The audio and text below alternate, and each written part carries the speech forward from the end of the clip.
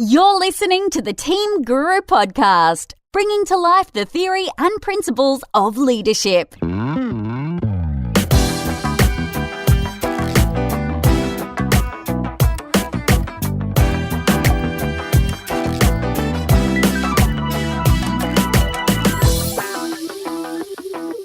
So, you want your online business to be a success. Of course you do. Why else would you be doing it? As always, the Team Guru podcast is here to help with some expert insight and some practical advice. In this, our 81st episode, I'll be chatting to Bernadette Schwerdt, one of Australia's leading speakers and writers on the topic of .com success. For the past few years, Bernadette has been a judge with the Online Retailers Industry Awards, an experience that has allowed her a look behind the scenes into the secrets of the most successful online businesses in Australia. She's written a book about the things she's learned, and she joined me to tell us all about it. I hope you enjoy my conversation with Bernadette Schwerdt.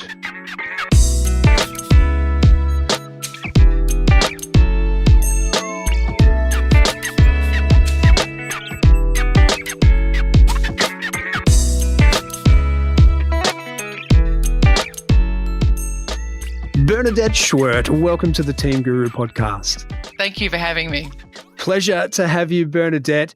Now, you've got a nifty little book here, How to Build an Online Business. It's the book of the times. It's the topic of the times. And you draw on the experiences of online behemoths, those huge success stories, companies like Uber and Booktopia, and you lay out a 5-step process for your readers as they seek to take their passion or hobby and their great idea and turn it into www.moneymakingventure.com. And it's great. I love your 5-step process, and I'll get you to take us through that shortly if you don't mind, Bernadette. But before we get to that, I'm going to ask you, because you're in the industry and I've kind of always wondered if you can give us a taste of the scale that we're talking about here with commercial ventures. I mean, we all live in the same world. We all get it. We have our own experiences, and it's abundantly clear that online is booming commercially. We all do most of our world online, or we can if we choose to. But someone who's truly on the inside of the industry, I'm wondering if you can help us understand, it doesn't need to be numbers, but just the scale and the volume and the weight of what it is that we're talking about, what we have all experienced over the last 10 or 15 years.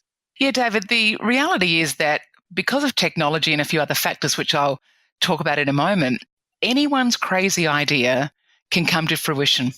Any crazy idea can be manifested. And I think that's why the scale of online business has boomed in recent years, because previous to, say, Google, previous to cloud, you had to have a big server, you had to have a big software package, big website in order to generate business in terms of holding your data, pumping out content to YouTube, etc. So that was the past, and that was expensive. Now, with a $50 Wix website, free content that you could create yourself or get someone in the Philippines to do for you, using cloud storage, which is, cut the cost of storage of data, etc. And also with social, you can get your message out very quickly and cost effectively. And through mobile, of course, you're distributing it, widely and quickly. All those factors, which are the factors of disruption, are enabling the most inane and niche ideas to succeed. And I think that's what we've never seen before, because it's these small niche communities that were once unreachable are now reachable on a global level, which means there's a market for these niche products. And they're available to people with a very low barrier to entry, aren't they? That's exactly right. There is no barrier to entry. If you could have an idea and you could be up and running literally within 24 hours, if not less. And I know there's been lots of fun tests done like that, but that's the reality. You could create an information product like we are now on the back of a very, very cost-effective, program. It might be Audacity, it might be Zencaster. And information products are the best way to get started in some respects, because the barriers to entry are zero. And you could take your niche of topic, your expertise, your special knowledge of anything that you have a deep passion for, turn that into a 10-step guide, or, the 5 questions most asked, and all those sorts of headlines. And that can become a piece of content that you can sell, or you can even just use it as a way to get people to sign up to your database. Yeah, barriers to entry, that really is the thing, isn't it? That's the thing that's changed online throughout this revolution that we've all been fortunate enough to live in. Like I count myself as very fortunate to be alive in these times and have watched firsthand the change that's gone on. I mean, I've got 3 kids, Bernadette, the oldest of which is about to turn 5, and he will never, let alone his brother and his sister, he will never have known a life pre-internet. I mean, obviously, to state the obvious, he will never, as much as I waffle onto him about it, he will never grasp the revolution that he just missed out on, that he was kind of born into the tail end of. Look, you can't say the Dewey Decimal System wasn't helpful, could you, David? Who misses looking up library books in those little trays, you pull out with the cards. And I'm a bit like you. I've got one leg in both those camps, analog and digital, because I was born at that particular time in history when it wasn't digital, and the encyclopedia or your parents, the school, they were the authorities. They were the people who held the information. Yeah. And what we're seeing with our children now, and this is the open access and the democratization of content, is my son can look up, as he did just recently, how to delete a logo off an image. So you think about Shutterstock or any one of those photo libraries, kids can take the watermark off these images and use them for free. Wow. I'm not saying my son did that because I'm a reputable and honest citizen, but I watched him look on YouTube for that instruction. And I think that's what we've never seen. The education of our children is changing dramatically, and there's no reason why entrepreneurs can't start at 11. Like I was in my book, I've mentioned this young girl, and she was 9 and she developed an app for her sister, and Apple saw it, liked it, gave her a scholarship to go to one of their coding conferences in America. Now, what impact can that experience have on a young girl? And that wouldn't have happened without the internet and without all the tools I've just been mentioning. So we do live in very interesting times, and I think we're in uncharted waters in that respect. And we've seen both sides. You give away your age in your book, actually. We're of a similar vintage. And we, as you say, we've lived both sides of it, and it's a privileged position to be in. Hey, our listeners, some of our listeners are sitting there thinking, I've got a crazy idea. I want to get started online. I know I have been meaning to. I want to. I just want to know how to go about it. We're going to get to that very quickly. But I do want to ask you about crazy ideas. What is the craziest idea that has had the most success in what you've seen? Tell us about some of those niches that in the old world, pre-World Wide Web, would never have got off the ground, but because of the ability to reach across the globe and grab that tiny percentage of people who are interested in what you do, you can actually make a business out of it. What's the craziest one you've seen? The one that comes to mind is Afterpay. And the beauty of this technology that we've been talking about is that things can be created from scratch, and, you can create something that is invisible but yet has a function. So, for example, Afterpay is a reverse lay-by system, and you might have been reading about it. It's really knocking. I have no idea what it is. Okay, well, it's an Australian organisation. Nick Molnar runs it, and along with few other people. And it's a reverse lay-by in the sense that if you want to buy something from Rebel Sports, for example, and you may not have the money at the time, you still buy the product, and then Afterpay will deduct the installments from your account after the purchase, done through Rebel, the retailer. So it's the Rebel will have the Afterpay account, and you also, need to have it, sort of thing. So you it's an interface whereby Afterpay enable this product to be purchased before you have the money. And people say, well, isn't that like lay-by? Yeah, or a credit card. There is that, but you don't pay the interest rate. There's no sort of impost on the consumer. The retailer will bear this, small commission.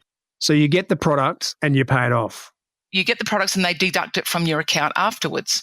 Right. And so it's kind of a millennial product in the sense that, young people want something, haven't got the money, that doesn't matter. Buy it anyway. Buy it on Afterpay. ZipPay you don't ever have to wait for anything. Exactly. And so as a result, this company, they launched in 2014. They went public in 2016 and they raised $25 million in that process. And they've just launched into America.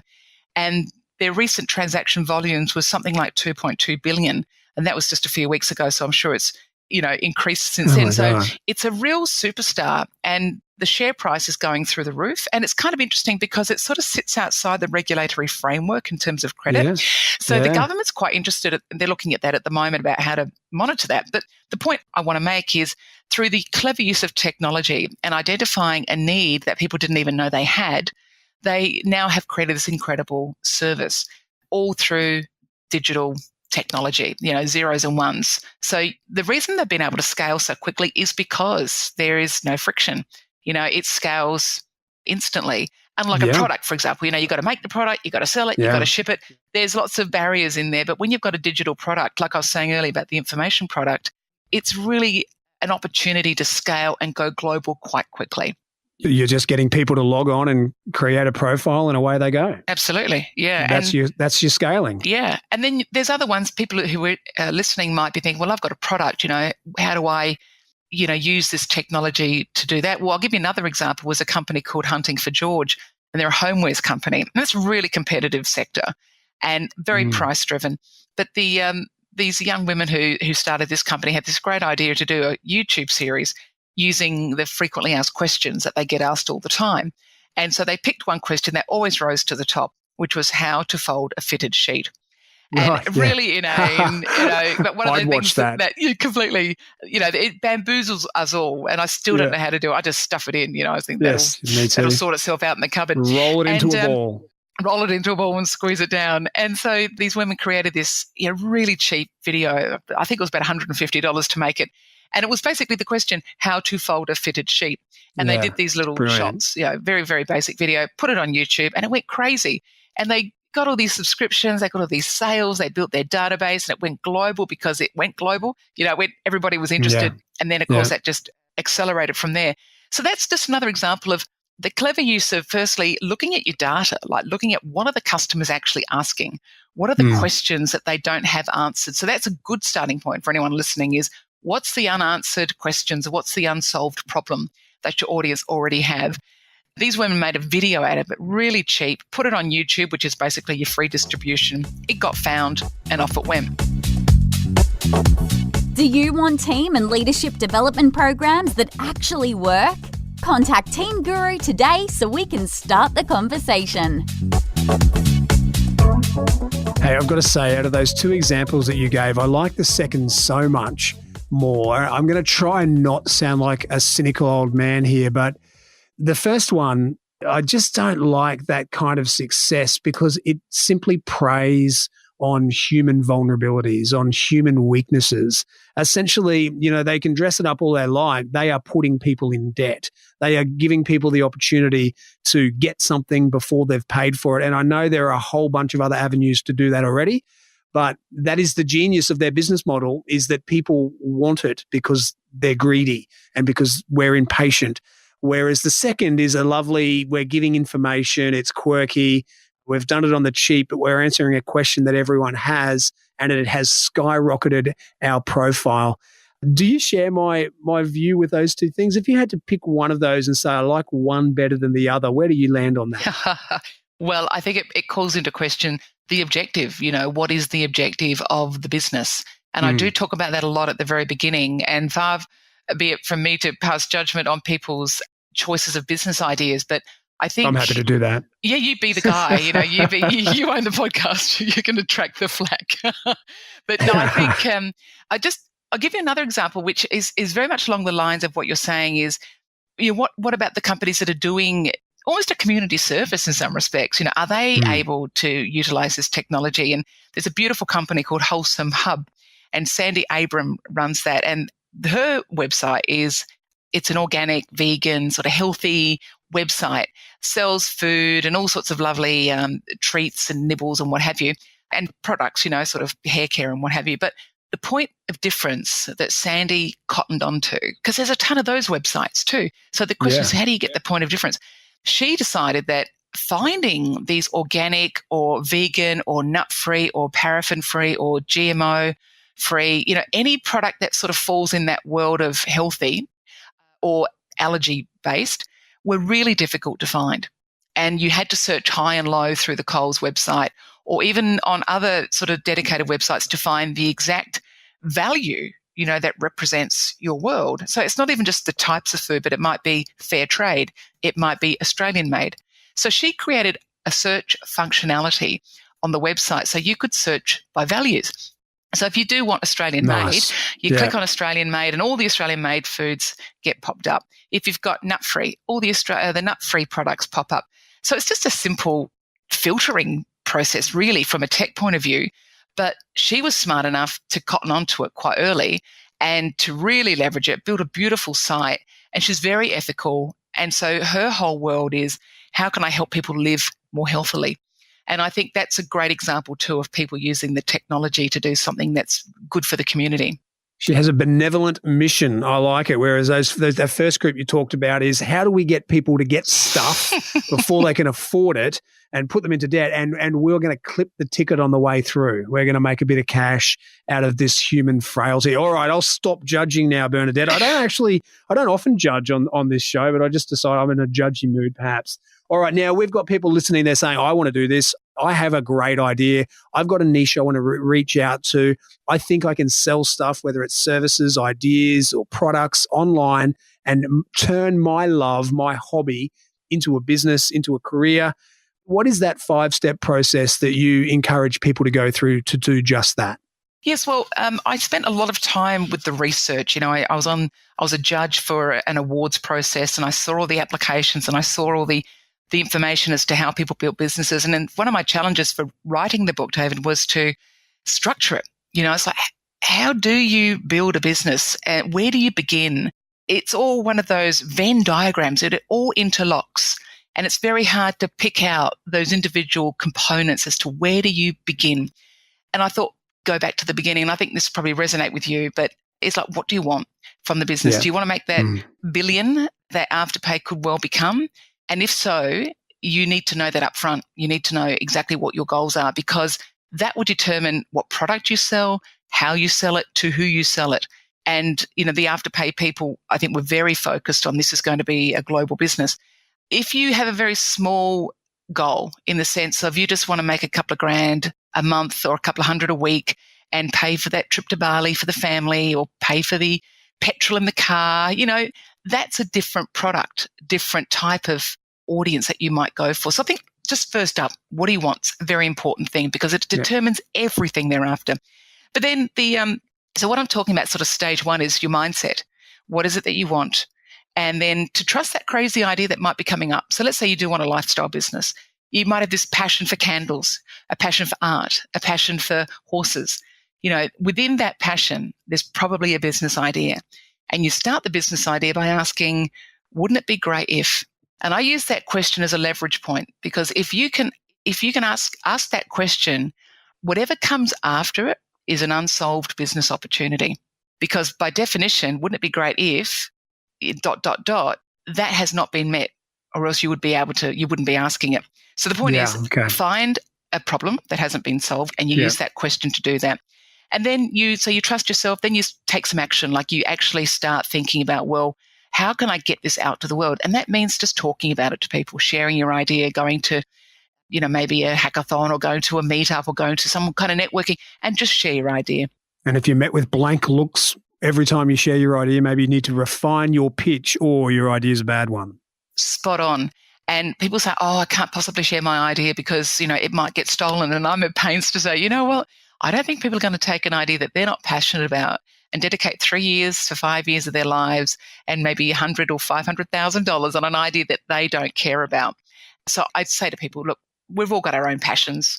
Just share it. Because as you say, David, if people don't get it, it's your chance to say, let me rephrase that. Or maybe I should say it this way. And the other people are saying, you know what, that's already been done. And you can say, well, maybe this bit hasn't. So, you're learning all the while. So point being, get your mindset straight, get your questions right. And I've got 5 questions within that stage. Hey, before you get onto those, Bernadette, can I just ask, because when you talked about that idea of wouldn't it be great if, I love that because that forces you to answer a question or ask a question about what is not being offered in the marketplace. Because if you approach this just from I like candles, which is the example that you gave, I want to make a lifestyle business out of candles. I'm imagining there's been a lot of wasted time and wasted money and wasted energy with people trying to create a business that has already been done a million times, that has nothing special about it just because it's something that they like doing. Whereas if you force yourself to ask, wouldn't it be great if I can buy candles online? Well, I can already do that at a million different shops. So I need to think of something unique. Is this the beginning of finding a way to enter the market with an offering that is a little different at least? That's exactly what it is, David. Well said. It is really a case of you cannot go to the market with an existing premise, or something's already been done. And let's face it, nearly everything's been done. But the point I make is the next step is you look at the trends, you look at where things are headed, and you can get clues, because when things are sort of in the faddish arena, they're still underground, they're a lot niche or a fad. Often they become mainstream, but they take a long time. You think about recycling, you think about organic, that was a fad 20 years ago. Sure. And now, of course, it's mainstream. You think about veganism. I mean, that was unheard of 15 years ago. Now it's standard. So if you can look at the trends that are occurring, you can actually predict where certain things are going. And so it kind of goes hand in hand. You find the trends that are trending up, and then you match that with the wouldn't it be great if, and then you match it with your passion. So it's almost like this Venn diagram I mentioned earlier. The sweet spot has to be in the middle. That's your business idea. The Jim Collins beautiful hedgehog complex comes to mind. What are you good at? What are you passionate about? What pays the bills? Or what will people pay for? When you can answer those three questions and find the sweet spot, you've got yourself a business idea. So there's no point going to market with an existing candle business. I mean, unless you're doing it significantly different, don't bother. Because you'll just end up competing on price. If you're entering a flooded market, you will compete on price and ratchet down your margin, and you'll be having to work for nothing. And the only people that can do that are the big ones like Kogan, Catch of the Day, the big department stores who are suffering anyway because they can't do that now as they used to. So it becomes a price issue, and nobody wants to do that, which is why, service and differentiation and all that sort of stuff. Even language can be used quite powerfully, like Vinomofo is in the book. They're the online wine retailers, and they're a wine site. But what they do really well is tone, in the sense of they know their market really well.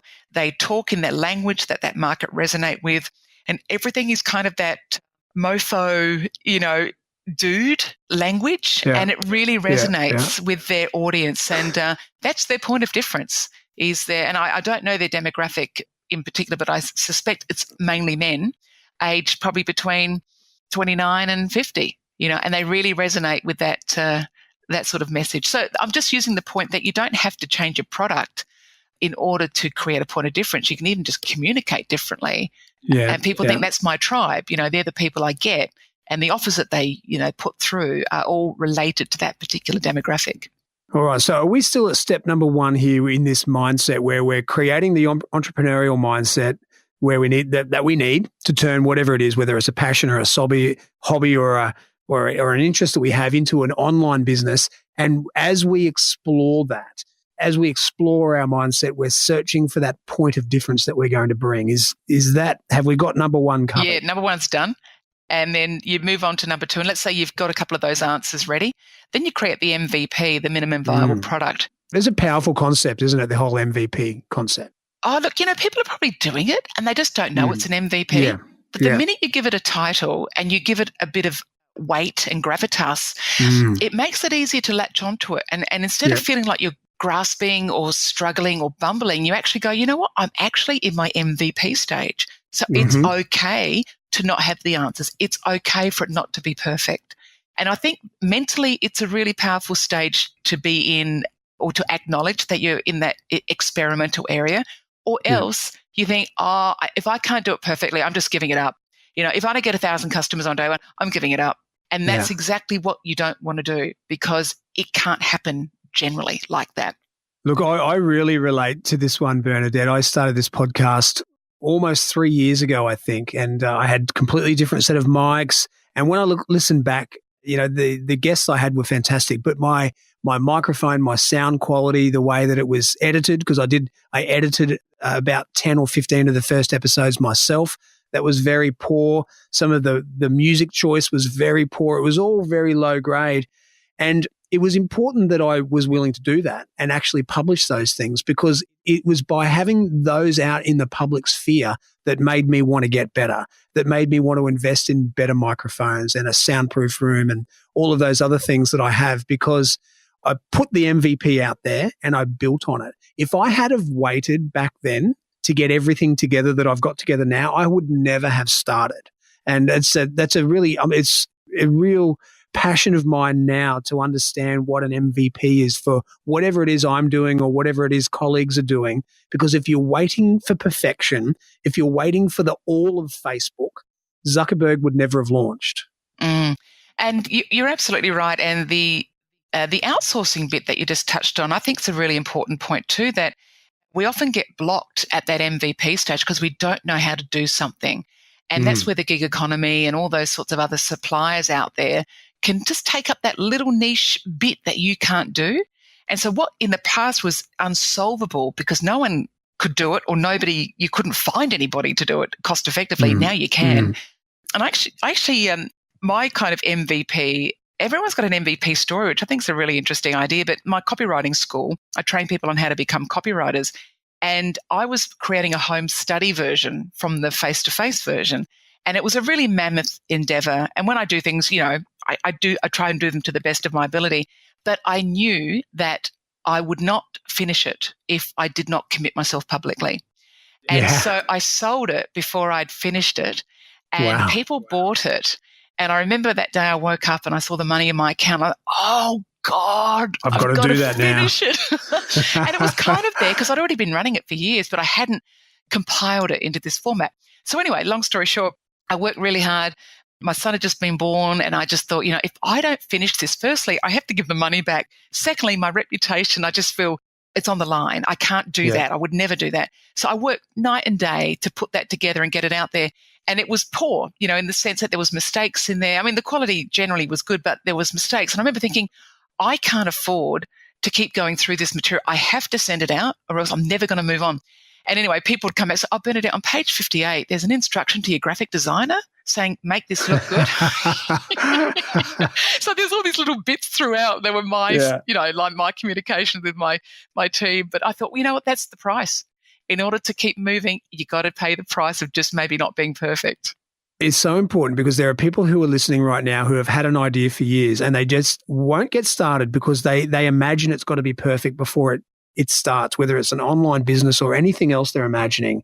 And the simple fact is it won't be perfect. No matter how much you delay it, it won't be perfect anyway. So just do it. Put out that first episode, create that first online course, sell that first product on the most basic, ugly website that you need to sell it, and then build from there. And you'll look back one day, like I do, my first 10, 15 episodes, I'm embarrassed by the audio quality. Completely. And I'm actually considering I might take them off SoundCloud so people can't ever listen to them again. But the fact is I wouldn't have developed if I didn't do that. I would still be sitting around thinking, I'd really like to start a podcast one day. Yeah. And I just worry that is one of the things that holds people back, that thing where they think they've got to be perfect. It just doesn't have to be that way. And it's great to look back and feel uncomfortable about your early products because it means you got started. It's essential. And all the big ones do it. I mean, Uber started with a flyer down at Sydney Airport. True story. David Rorschheim started Uber. He put a flyer under people's windscreen wipers. Yeah, but the taxi driver's saying, who wants to be a taxi driver for us? Who wants to earn some money? So, big companies also start. But the third point is momentum. And that's it's a nice segue because once you've got your short course up, you've got your podcast out, or you've got your flyer written, people can see it. And then it starts to gain traction. So therefore, you got to start building your online presence. And in fact, I say in the book, don't be hung up on the online thing to start with. Get out in the offline world and start, connecting and building relationships offline. And then when you build your online presence, and this is where the awards that I mentioned earlier that I was the judge for really blew my mind, because I'm reading these applications and these are the top online businesses in the country, all submitting their award applications as to why they should win. And so I got access to this incredible information as to how they built their businesses from a technical point of view, very detailed. And I'm reading it, and a lot of stuff, to be honest, didn't make sense because I'm not a techie person. But what happened after about 10 applications, I'm seeing the same software being mentioned. I'm seeing the same CRM program being mentioned. I'm seeing the same recommendation engines being mentioned. I thought, oh, there's a club There's a here. pattern here. Yeah. Yeah, they belong to a club. They all know the answers that we don't know. And so for me, that was a bit of a trigger for the book, because I thought, wow, wouldn't it be great wouldn't it be great? There's my question. Yeah, wouldn't it be great? Wouldn't it be great if I could share that with the world? That's great. And so that was really part of my book, was to share these very refined strategies that have been tried and tested by the best in the business and make them accessible to the public. And that's what I've done with the third step, which is how to use the technology to build your idea up and out. Whether it's a half-day Energizer session or a comprehensive team and leadership program, Team Guru's unique approach could be just what the doctor ordered for your organisation. You're absolutely right. So there's a lovely flow here. We start with the mindset where we've got the idea, and something we didn't say while we were talking about number one mindset was essentially your why. Why am I doing this? And you've got to get that clear, and that was very much implied. And then we go to step number 2, which is the MVP. All right, what's the minimum viable product here? That will make me get started on this, whether it's selling something online or putting out a podcast or whatever. And then number 3 is momentum. Once I've done that, once I've actually started doing it, and I might even be doing it in a way that I look back and am embarrassed about it once I'm doing it in a really polished way. But once I'm doing it, momentum starts. And that happened for me with the podcast. And I started finding people who could edit my audio for me, so I didn't have to spend time doing it and they could do it better. And then I started finding people who could get me guests. And then people started sending me guests. And the momentum just builds and builds and builds until you've got something that is polished and professional. I love the flow of it so far. Mindset, MVP, and momentum. Yes. And of course, we're in the M world here, because the next one is marketing. And this is obviously a massive topic. And this is where a lot of people fall down, because you can have all those 3 steps in train and it's all working really well.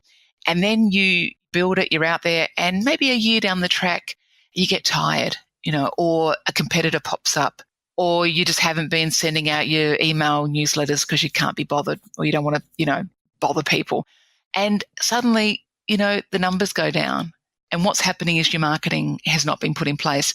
And the unfortunate reality, David, is that people have to be good at marketing, even if you're not.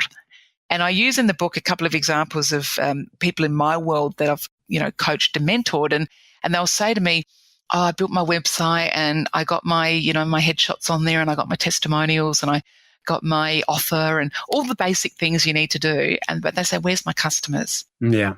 And the fact is that line has been drawn because they think, well, that's up. I don't need to touch it anymore. It's like, au contraire. You could not be more wrong. Now the work begins. And this is why so many businesses fall by the wayside about a year or 2 after launch, because it's enormous, the effort that is required now more than ever. And I've been in marketing for 30 years, and I was in the old days of direct marketing and putting stuff in envelopes and sending them out. And we used databases and lists, and that was kind of the beginning of the direct marketing or digital marketing movement. But now it's a very sophisticated area. And if you aren't on top of your landing pages and your SEO, your content marketing, your social influencer marketing, if you don't even have a hint of some of that going on for your business, you are going to struggle. And so I really use the book as an opportunity to educate people just on the pillars, of those major concepts they need to understand. And content marketing is a big one. And that's even a reasonably new concept, really. I mean, I'm a copywriter from way back, and I was just always the copywriter, but now you're content marketers.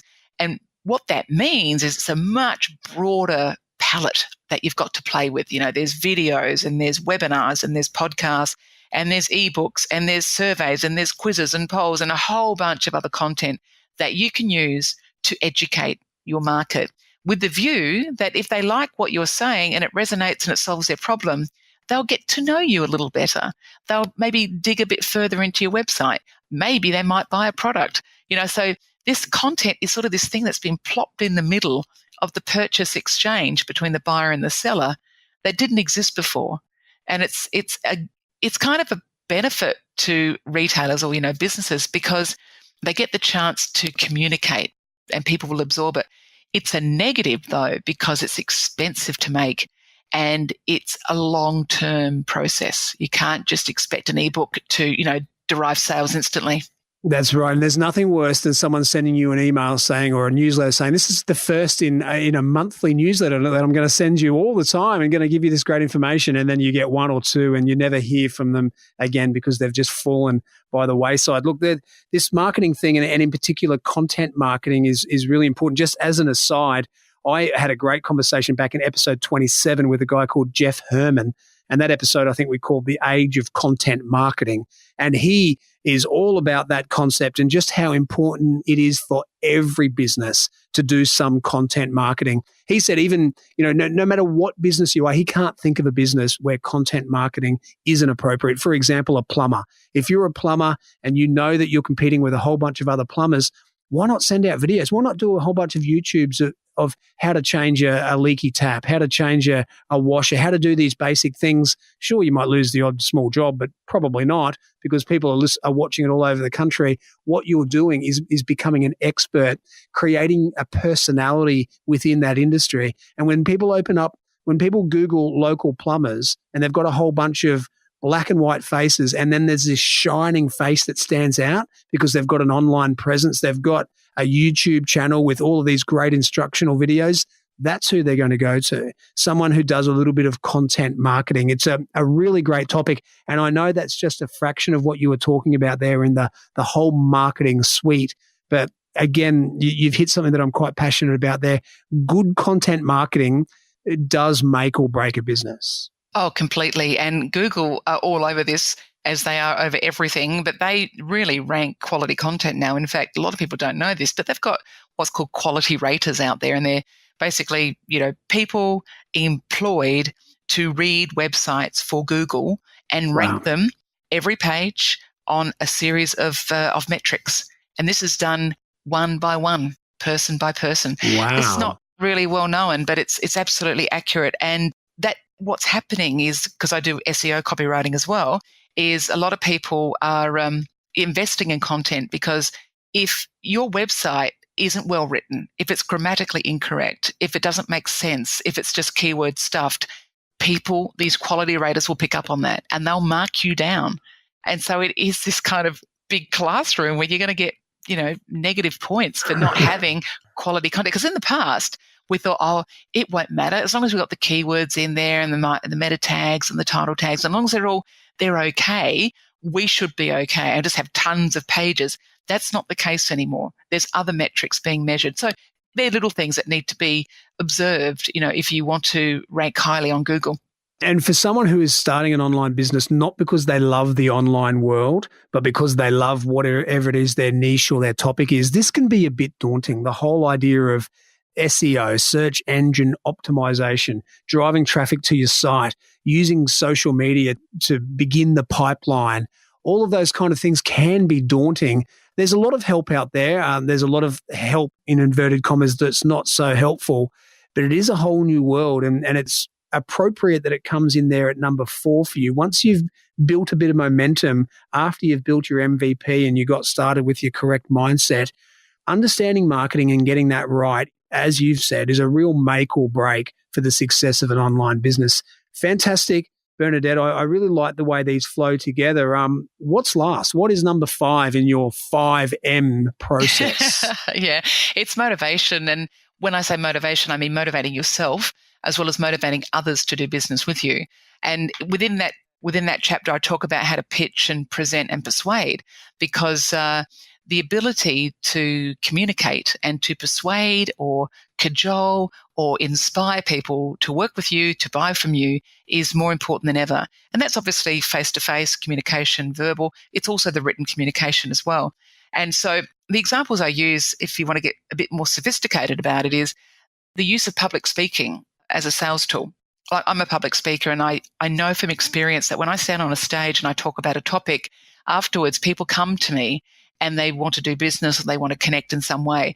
I could not have that impact, that efficiency, if I was just doing one-to-one meetings. If I was in the audience, I'd have to connect with 500 people in an hour to do what I do for 1 hour on the stage.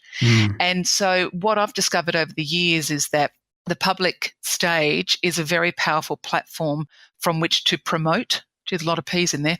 But anyway, to promote your product, just one more P for good measure. So the point being, I talk a lot about how to present. That's my topic. I present with influence. I teach public speaking and presentation skills. And I'm so passionate about it because I see the potential that people have, but simply because they don't have the opening statement right.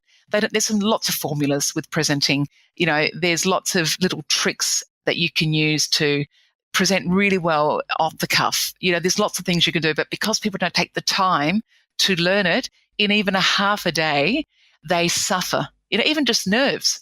I teach people how to resolve nerves. I teach meditation to the Carlton Football Club. Do you? Yeah. So like a sideline for me. It's very relaxing and it's very enjoyable. But the meditation aspect of bringing the nerves down is very powerful when you have to speak. Because if you think about, if you're on stage and you're meant to be the expert on something and your nerves override your performance, what do people remember? They think that guy was really a dud, or he didn't communicate. I wouldn't want to do business with him. He can't even communicate. So unfortunately, great brains and great content people who are experts don't communicate very well on stage because of the nerves. So that's a sideline really, but I just wanted to throw that in, that within a half a day you could learn a couple of techniques and you're off. You never need to worry about that stuff again. But people don't take the time out. Like SEO copywriting, such an important thing. People don't take the time out to learn it and they stumble along, and wonder why they're not getting ranked. And I guess, David, the point I want to make is self-education. It's all there. It's on YouTube. It's available. But we are so busy. And I absolutely get this too. When do you do this? Well, you might have to give up the Game of Thrones one night. You might have to give up, MasterChef. That's the reality. And that's what I can't judge where people spend their time. But I do know that if you don't take that time out to sharpen the saw, so to speak, then yes, it's going to come back and bite you. Look, I couldn't agree more. And the power that you talk about standing on stage with an audience of 500 and being a really good public speaker is a powerful skill. And we know there are people who build businesses on the power of their ability to do that. But what about the people who are listening to this thinking, hey, I'm creating a fairly modest online store. My online store is never going to get me in standing in front of an audience of 500. What does this mean to me? The power of the pitch and persuasion. Bring it back to that level for us, Bernadette. How does that matter to those people? Yeah, sure. Let's take a company who would like to have someone come and work for them, like a really good web developer, a really good sales manager. If you can't communicate your value proposition, to use some marketing speak, if you can't communicate why this person should work with you, they're not going to join you, especially if they're in demand. So even in one-to-one exchanges, you've got to be able to say what's in it for them to come over and work for you. Yeah, great. What are the objections that they might have that you need to address before they've even asked them? So identifying the objections, the barriers, the FAQs that people have, both your customers and your staff or your potential hires, identify these things. It's a little bit of research, takes 10 minutes, get it sorted, and then you create your pitch or your spiel and you're able to convince people to do what you want them to do. And so I'm a copywriter, that's my role, is to write copy that convinces people to do what we want them to do. But even a phone call, if I've got an important phone call with a client or someone I'm working with, I actually predict the questions they're going to ask. And I think, what's my intention for this call? What do I want to have happen? And even just those few moments of preparation can really set the tone and the format for how that phone call unfolds. So I'm a big believer in just a little bit of prep about thinking, what does that person need to hear from me? Why wouldn't they believe me? Why would they resist this idea? And also just the bigger picture, I think you'd probably be on par with this, David, just from talking to you tonight. How can I help them reach their goals? Yeah. How can I pitch this in a way win-win in the cubby language? Win-win, how do I make them think this is going to be great? So I've got to think about it from their point of view. Yeah. So that last one, that motivation is how to pitch, how to be persuasive, how to engage with people and stand with them. So you're standing on the same side of a problem. I like that. And the number 4 and the 5, the marketing and the motivation, they're essentially what you're telling people is once you get started, you need to ensure you are growing as a professional, as a person. You are adding to your skills. You need to understand marketing, even if that's not your thing. For your business to grow and survive even, you need to add to your skill set. And marketing is one of those things. And number 5, the motivation thing, how to pitch, how to communicate. You need to learn to communicate. You need to learn to engage with people positively and productively and articulately to get stuff done. And I like the way that those 5 are kind of broken into those 2 halves.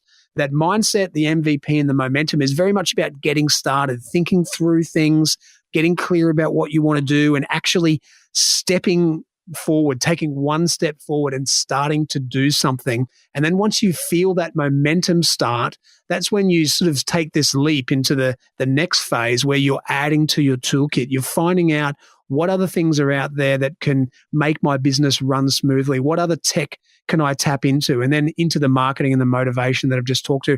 I really like the way that you've talked through these, Bernadette. There's a nice continuum. And as I say, that momentum's in the middle, and it almost links the 2 halves that your 5 steps are in.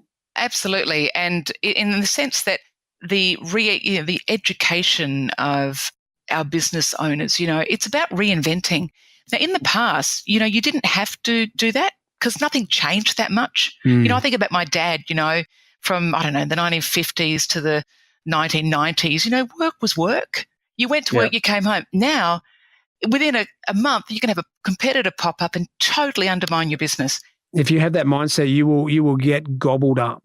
Yeah. You've got to have this reinvention mindset. And I think this concept of you can just set and forget, like I'm reinventing my website right now. And I don't mind saying it's a nightmare.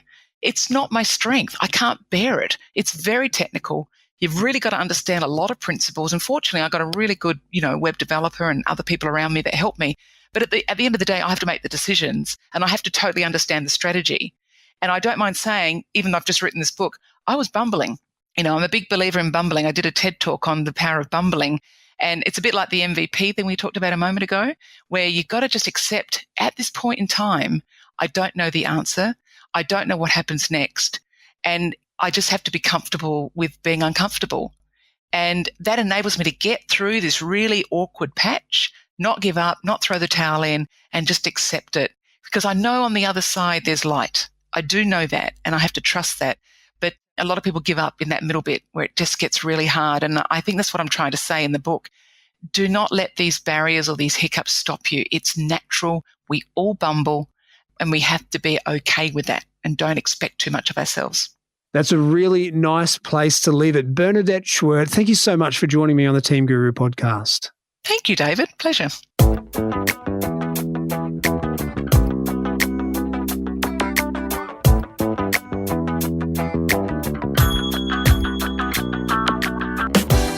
And that was Bernadette Schwerdt. She's passionate about the online world and so articulate in the way she describes the things that you must get your head around to be successful. Her 5-step process for online success makes a lot of sense. Mindset, MVP, momentum, marketing, and motivation. And there's a lot of depth to each of those. Building a successful online business is not for the faint-hearted or the dull of mind. It's a jungle out there. Low barriers to entry mean that competition can pop up at any time. But there's also some serious rewards to be found. When you're online, the world is your marketplace. There's no limit to the possibilities. As always, I'll share the lessons I took from my conversation with Bernadette on the Lessons Learned page from this podcast.